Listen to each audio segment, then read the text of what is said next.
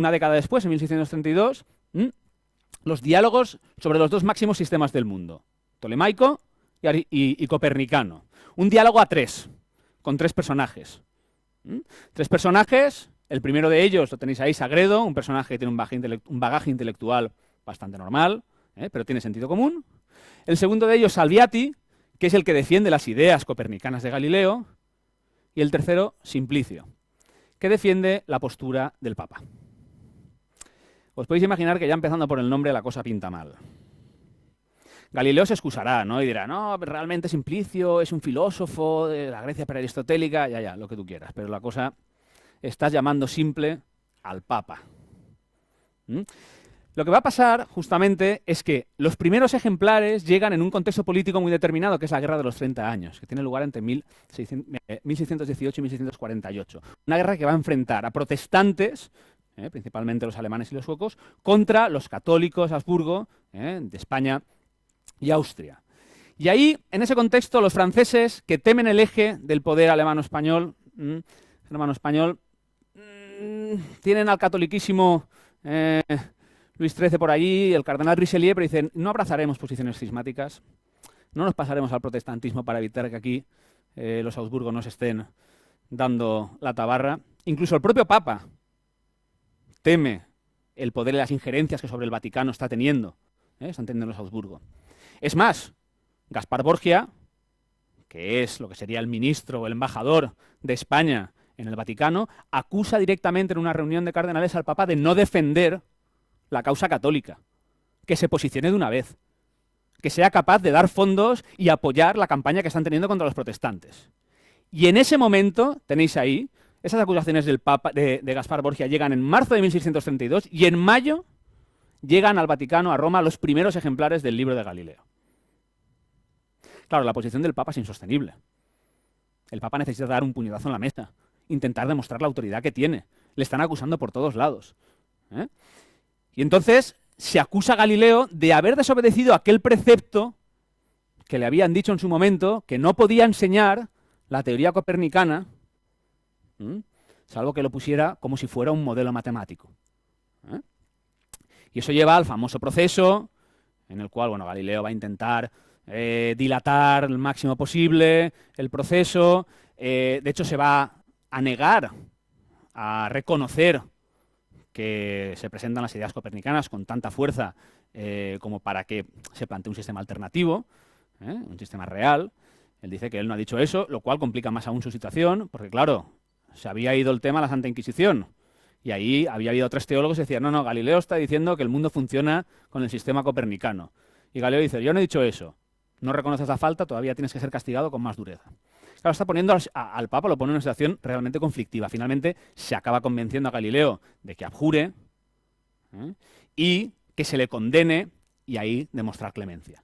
De hecho, la condena es conmutada por una pena de arresto domiciliario. Es decir, no es quemado en la hoguera ni nada parecido. Había ganas de salvarlo, ¿no? Lo que pasa es que no podía demostrar de puertas para afuera esa debilidad. Claro, esa humillación a la que ha sometido Galileo, por ejemplo, precisamente por la contraposición entre protestantes y católicos, no tiene parangón en el mundo protestante, donde tiene exactamente los mismos problemas de aceptación. Pero es como, esto como si eres del Madrid o del Barça, ¿no? Pues yo voy con el que no vaya, o sea, con el que juegue contra ti. Pues esto es igual.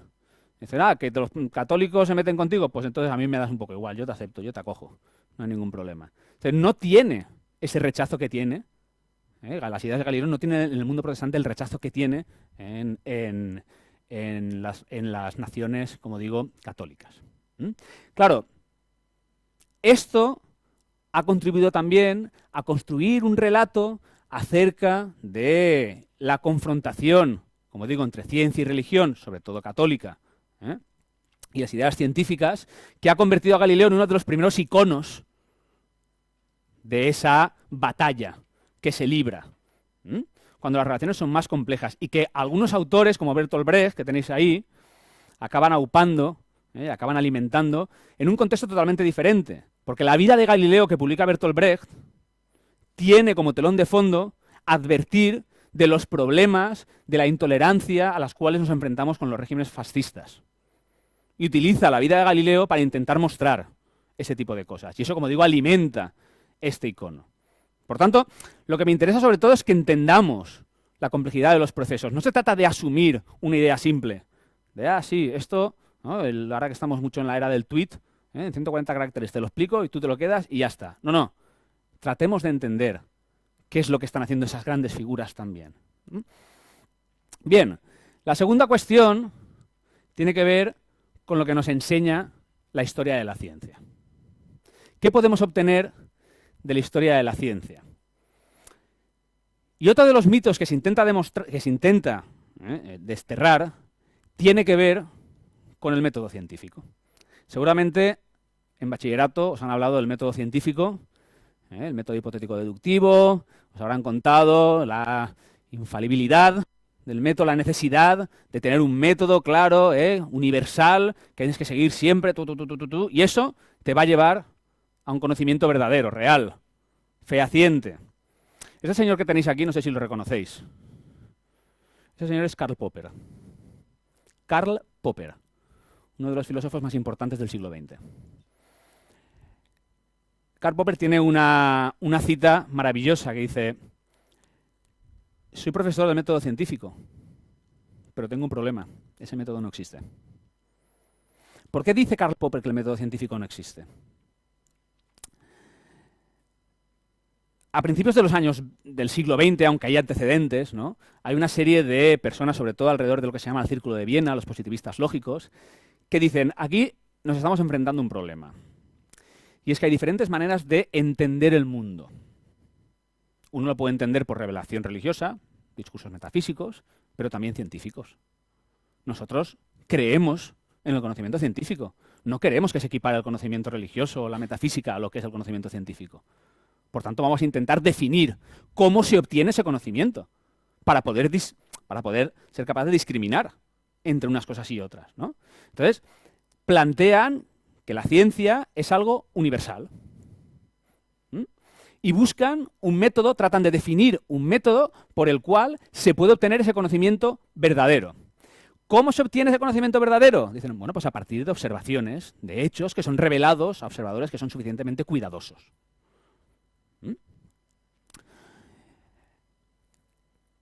¿Cuál es el problema de los hechos? Porque aquí se nos llena la boca diciendo, no, trabajamos con hechos, los historiadores trabajamos con hechos. Los físicos trabajáis con hechos, los científicos trabajamos con hechos.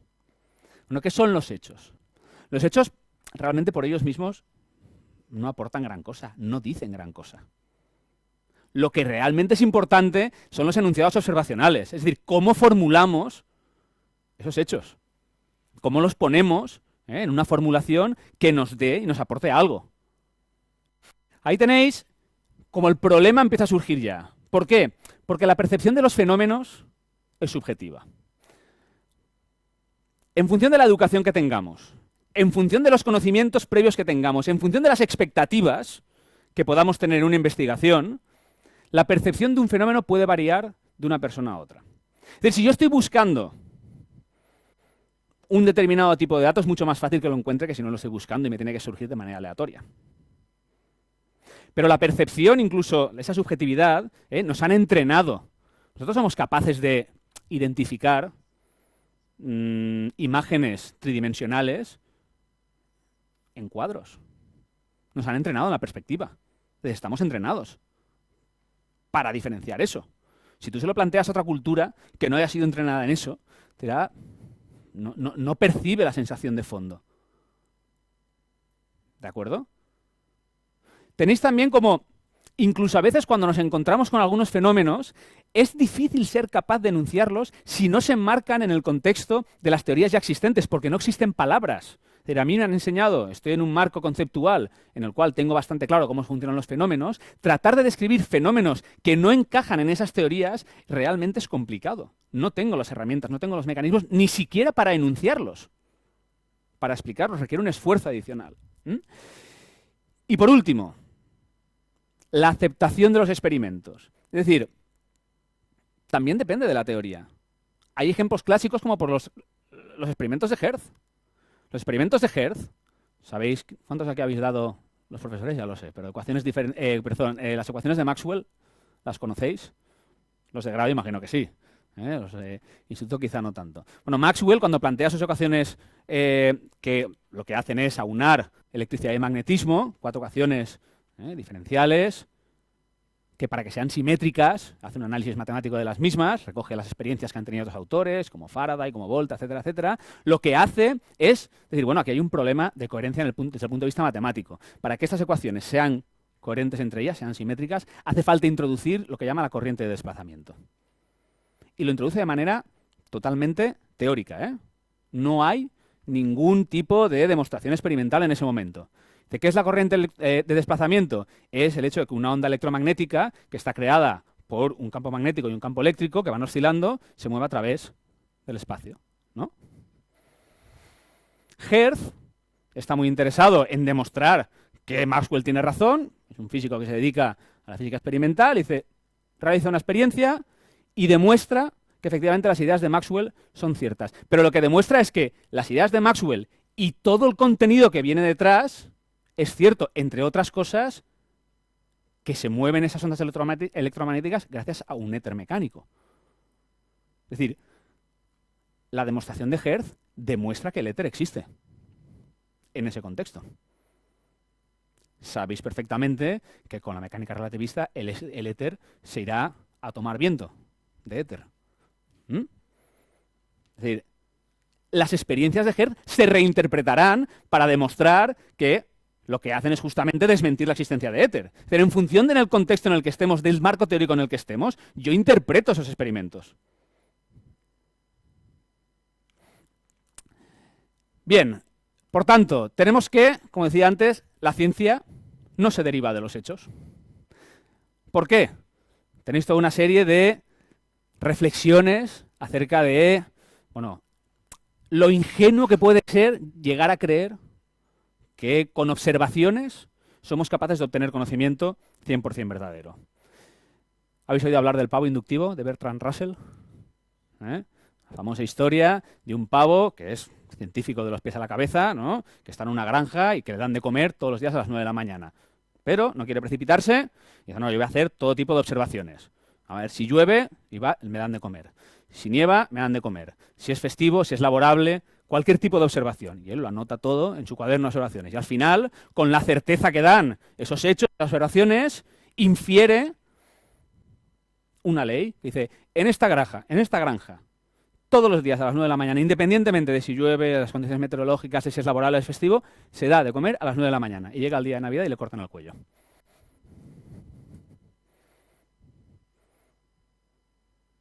Ese es uno de los problemas.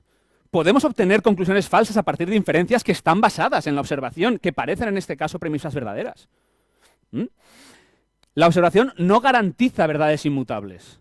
De hecho, nos lo muestra la historia de la ciencia. Tenéis ahí los enunciados observacionales, son contrastables, son revisables. No existe una ciencia universal ya histórica.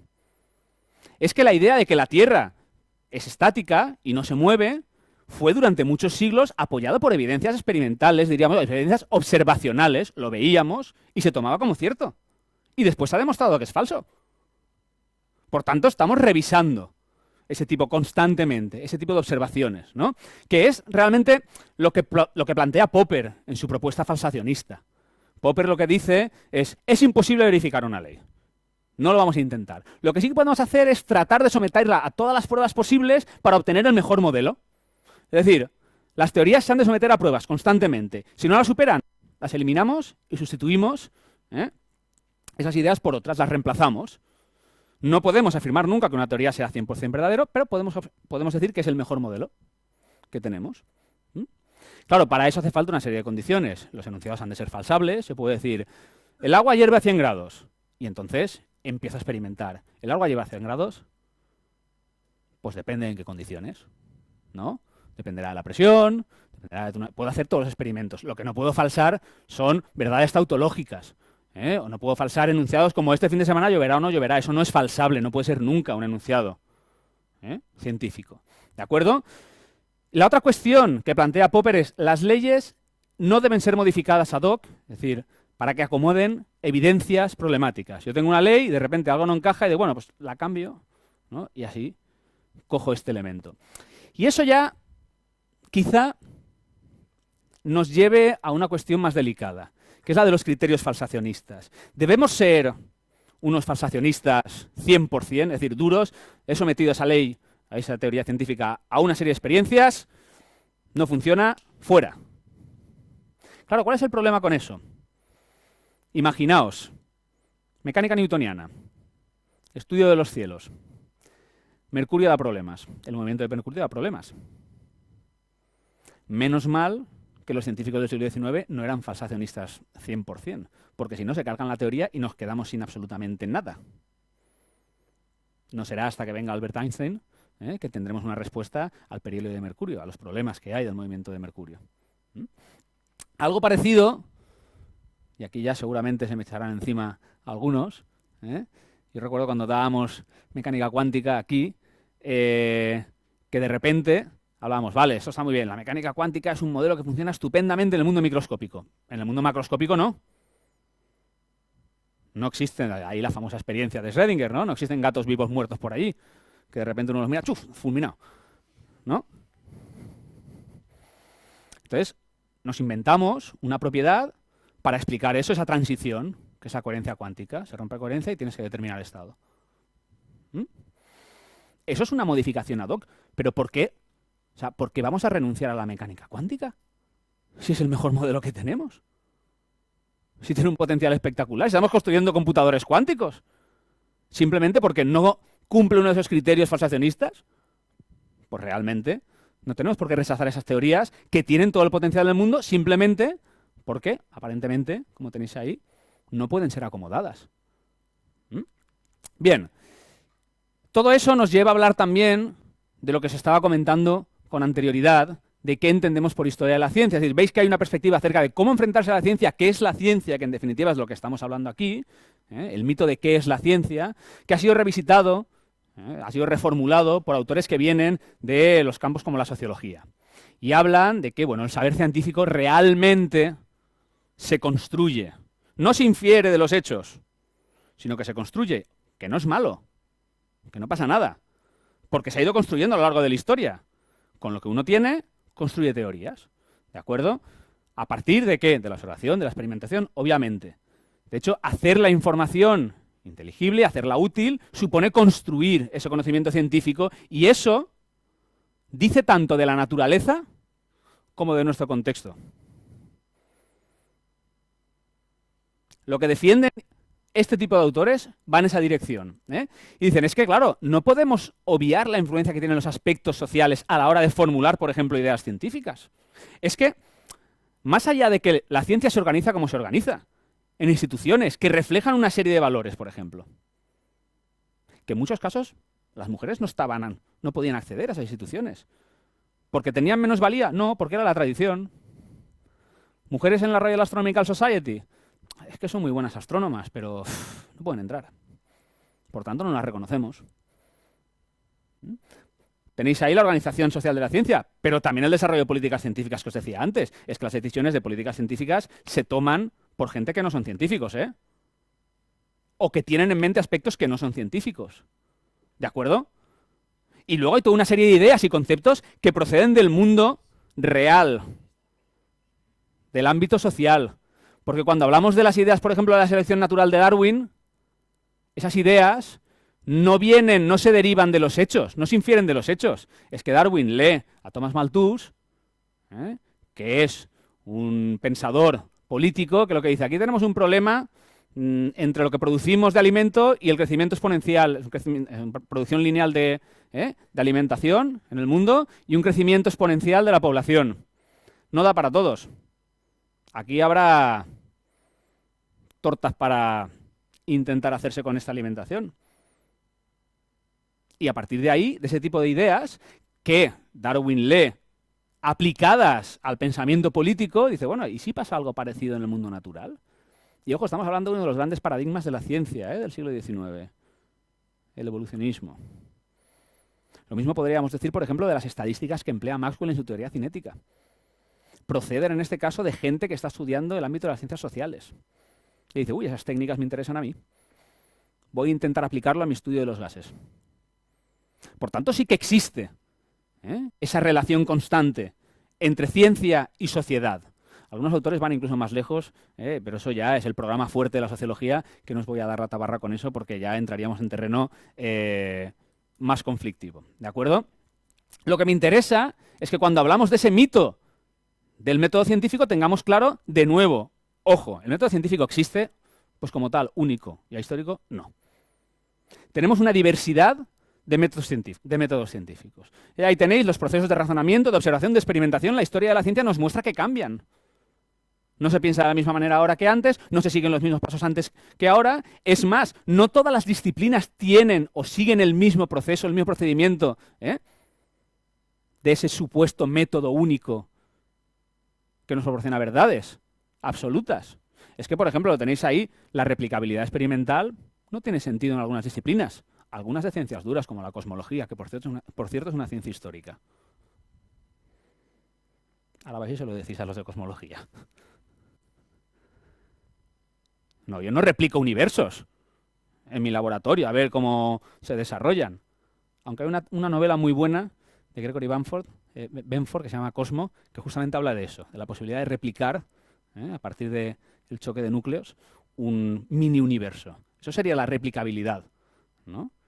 Y para los que estudiéis relatividad, por ejemplo, está muy bien porque hace todo un repaso de la historia del universo, del desacoplamiento de fotones, etcétera, etcétera, muy interesante. ¿De acuerdo? Pero como tenéis ahí, es que no existe la posibilidad de replicar el origen del cosmos. Los cosmólogos no hacen eso, hacen otras cosas. Y también son ciencia. Pero, por ejemplo, si hablamos de ecología, ¿no? Los sistemas ecológicos no son objetos inanimados, igual que tampoco son las personas o no lo son las sociedades. No pueden ser manipulados de la misma manera que un objeto físico. Por tanto, no existe un método científico universal, ahistórico, que produzca conocimiento fiable. Existen multiplicidad, existen múltiples métodos. Y ahí ya nos colaríamos incluso también los de ciencias humanas y ciencias sociales, ¿no? Porque también tenemos método. Y también nos lo negociamos entre nosotros. Otra cosa es que digamos, no, pero no son ciencias naturales, ciencias duras, entramos en otro debate. Pero hay mucha gente que habla de ciencias humanas y ciencias sociales, porque existe un método. Bien. Por último, que creo que me estoy enrollando demasiado, pero acabo ya. Por último, también una reflexión, una metahistoria de la ciencia. Una reflexión acerca de cómo los historiadores de la ciencia, incluso los de ahora, construimos nuestros propios mitos. Nosotros también somos culpables de la construcción de mitos y tenemos que intentar ser críticos con eso. Y es el mito, por ejemplo, del eurocentrismo. Hablamos de la historia de la ciencia. Yo, todos los casos que os he contado son europeos. Es verdad, ¿no? Yo no tengo capacidad para leer en otro idioma. No, en inglés sí, en idiomas lo que es indoeuropeo, más o menos me puedo manejar, pero yo no soy capaz de leer en chino. Que es este dibujo que tenéis aquí. Yo puedo poner el mapa como quiera e interpretar las cosas de manera diferente, el upside down, ¿no? Bueno, la idea de que la ciencia se desarrolla principalmente en Europa es una idea que procede de ese relato renacentista, ¿no? En el cual los renacentistas, los hombres del Renacimiento, tratando de legitimar sus actividades, son muy hábiles, y dicen, bueno, es que venimos de una época oscura, que es la Edad Media, y hemos sido capaces de recuperar el conocimiento de la Grecia clásica, que se mantiene la antorcha viva a través del Islam y después vuelve a regresar. Y aquí estamos otra vez nosotros dispuestos a mostrar la verdad del mundo que nos rodea. Ese relato, que seguimos repitiendo muchas veces, y una de las primeras cosas que hago yo en mis clases de historia de la tecnología, es desmontar el mito de la Edad Media como un periodo oscuro desde el punto de vista científico-tecnológico, porque no lo es. Que sí, que es verdad que si yo comparo 1000 años que dura la Edad Media con un siglo como el XIX, pues hombre, se hizo un montón de cosas en el siglo XIX y no tantas en la Edad Media, o sea, no es comparable 1000 años con 100, pero no podemos hablar de estancamiento tampoco. Como digo, ese relato hace que muchas veces cuando digamos, vamos a dar historia de la ciencia, damos historia de la ciencia de Europa. Lo demás parece que no exista. No ha habido ciencia, como no ha habido historia. Porque cuando hablamos de la historia, son registros escritos. ¿Qué pasa? Que no ha habido historia de África con anterioridad. Los métodos son diferentes. Tenemos que irnos a la historia oral en este caso. Las tradiciones y demás, pero no podemos decir que no ha habido historia. Lo mismo pasa aquí. Ahí tenéis esa idea de la superioridad europea basada en la ciencia, que va a permitir que se cometan auténticas barbaridades en el siglo XIX, de la mano del colonialismo, porque vamos a, ¿no?, civilizar a esta gente, vamos a enseñarles lo que tienen que hacer para ser sociedades modernas. Y después nosotros nos enriquecemos, hacemos, esquilmamos todo lo posible y decimos que les hemos dejado allí pues el telégrafo, o yo qué sé, o cualquier cosa, cualquier innovación técnica. Bien, ahí tenéis, ¿no? Ahora, esos conocimientos, habilidades, no se han desarrollado en otras partes del mundo.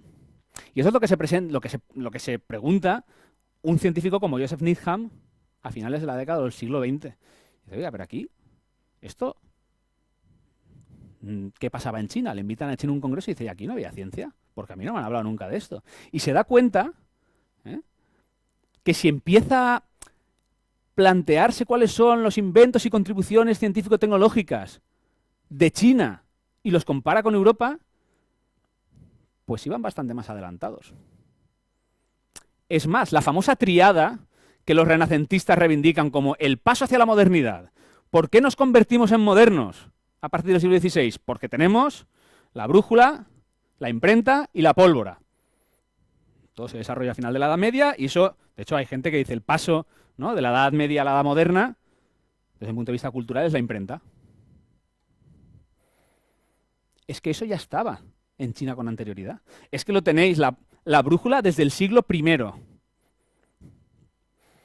la pólvora desde el IX y la imprenta desde el siglo XI. Es que la famosa triada que justifica esa superioridad europea, esa transición a la modernidad, ya existía en China. Pero normalmente no hablamos de estas cosas. Somos víctimas de nuestro propio relato. Es verdad que hay que entenderlo en contexto, es verdad que el desarrollo de la ciencia en China después tiene que enfrentarse a una serie de problemas de los cuales no voy a hablar aquí. De hecho, yo tampoco soy un gran experto en historia de la ciencia en el continente asiático, pero el caso de China sí que está más trabajado. Y, por ejemplo, tiene que ver con aspectos que van desde la rigidez de algunos de los sistemas de educación en China hasta los problemas que tiene el tipo de idioma que emplean, que facilita una aproximación mucho más abstracta que no práctica, que es lo que se desarrolla en Europa a partir del siglo XVI. Pero como digo, tenemos que ser capaces de reflexionar de manera crítica acerca también de la propia historia de la ciencia. En definitiva, todo este rollo que os he soltado aquí venía para deciros o para reivindicar la importancia de la historia de la ciencia porque nos permite pensar y entender que la ciencia es una actividad humana y por tanto social. Está hecha por humanos y por tanto es permeable a todos esos valores sociales que condicionan nuestro comportamiento. Y por otro lado, que la historia de la ciencia, la historia en general, pero en particular la historia de la ciencia, lo que nos permite es entender mejor los procesos complejos. De hecho, hay cada vez más historiadores que están siendo llamados por comités que van a desarrollar políticas científicas, porque tienen una especial habilidad para entender la multiplicidad de aspectos, de factores, de fuerzas que condicionan el desarrollo de una política científica. Y la importancia de entender que los procesos son complejos es que eso nos permite reflexionar de una manera mucho más crítica acerca de las cuestiones del presente. Después, cada cual será capaz de construir su propio relato. Como ciudadanos y ciudadanas, cada uno tenemos la capacidad de construir nuestro propio relato. Pero entender la complejidad de esos procesos es fundamental para ser capaces de entender que es esa cosa que llamamos ciencia y que muchos de vosotros estáis practicando. Así que nada más, muchas gracias.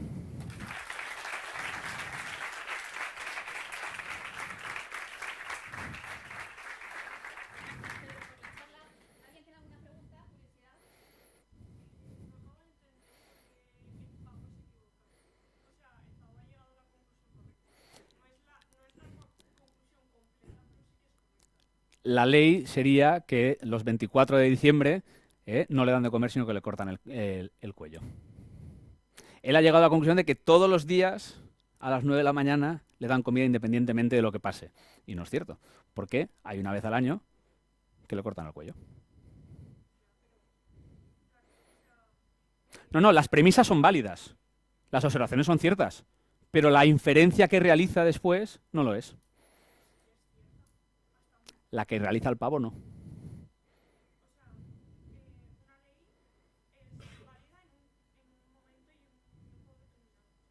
No es lo que buscan los positivistas lógicos, que buscan que sean leyes universales y aplicables en cualquier momento.